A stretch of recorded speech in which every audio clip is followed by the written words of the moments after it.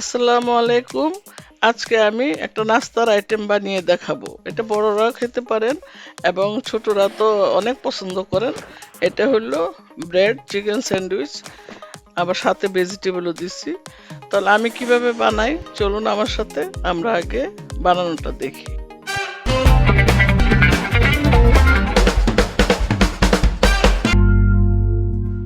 Sandwich বানাতে আমার চিকেনের বুকের মাংস লাগবে। মুরগির বুকের যে মাংসটা আছে ওইটা আপনারা নেবেন। তা আমিও ঠিক ওইটা নিলাম, নিয়ে ভালোভাবে একটু লেবু রস ভিনেগার দিয়ে সিদ্ধ করে নিয়েছি। আর এই যে দেখুন আমি কিভাবে এটা ছাড়াচ্ছি, ঠিক এভাবে ছাড়িয়ে নেবেন। ইচ্ছা করলে হাত দিয়েও ছাড়াতে পারেন, কাঁটা চামচ দিয়ে দিলেও ভালো।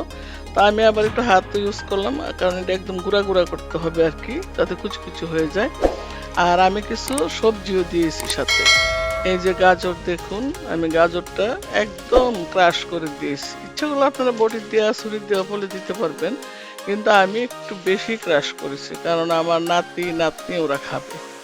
তো এই শসাটাও আমি একদম কুচি করে দিব, কারণ আপনারা শসাটাও যদি দেন না স্লাইস করে দিতে পারেন, কিন্তু আমি একটু কুচি কুচি করে দিব আর কি। আর ডিম দিব, কারণ এটাতে ডিম দিতে হবে, মেয়োনিজ দিতে হবে।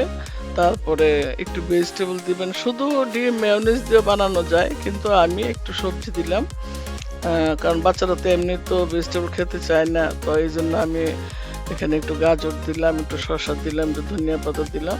আর এই যে ডিমের সাদা অংশটা আপনারা এরকম কুচি কুচি করে কাটবেন। তারপরে এই যে ডিমটা দেখুন আমি কিভাবে করছি, আপনারা দেখতে থাকুন। ডিমটা আমি ক্র্যাশ করে তারপরে এটার সাথে আমি সাদা অংশটা ভালোভাবে মিশিয়ে নিব আর কি। এই যে সাদা অংশটা আমি দিয়ে দিলাম। তো এইভাবে সাদা অংশটা দিয়ে আপনারা গাজর, তারপর শসা, হ্যাঁ সবকিছু দিয়ে উপকরণ দিয়ে আপনারা মিশাই। আমারও লাগতেছে মেয়োনিজ। মেয়োনিজটা তো বাচ্চাদের খুবই পছন্দ, আপনারা সবাই জানেন যাদের বাচ্চা আছে। আর বড়রাও খেতে পছন্দ করে। তো আমি এখানে আবার সসও দিলাম। তারপরে একটু গোলমরিচের গুঁড়া দিলাম, কারণ কাঁচামরিচ আমি দিব না, এই জন্য গোলমরিচের গুঁড়া দিলাম। আর মাংস দিব, দিয়ে আমি এটা ভালো করে একসাথে সবটা মিশিয়ে নিব। 1 চিমটি লবণ দিবেন, একটু চিনি দিবেন, তারপরে একটু তেল দিয়ে দিবেন। যে অলিভ অয়েল হলে ভালো হয়, তো আমার অলিভ অয়েল ছিল না, আমি সরিষার তেলটা ইউজ করেছি। অন্য কোনো তেল দিবেন না, এখানে রান্নার তেল দেওয়া যাবে না। অলিভ অয়েল নতুবা সরিষার তেল, হ্যাঁ। আবার একটু মাখনও দিতে পারেন। তারপরে মোজারেলা চিজ, এগুলি সব দিয়ে একসাথে এরকম ভাবে একদম ভালোভাবে মিশাবেন, যাতে মিশানোটা খুবই সুন্দর হয়, আঠালো হয় আর কি। এরকম মিশিয়ে নেবেন। মিশিয়ে তারপরে ব্রেডটাতে আমি স্টাফ করব। আপনারা দেখুন কিভাবে আমি স্টাফ করি। একটু লেবু রস দিয়ে দিলাম, সাথে একটু স্বাদ আনার জন্য লেবু রসটা দিলে অনেক স্বাদ হয়।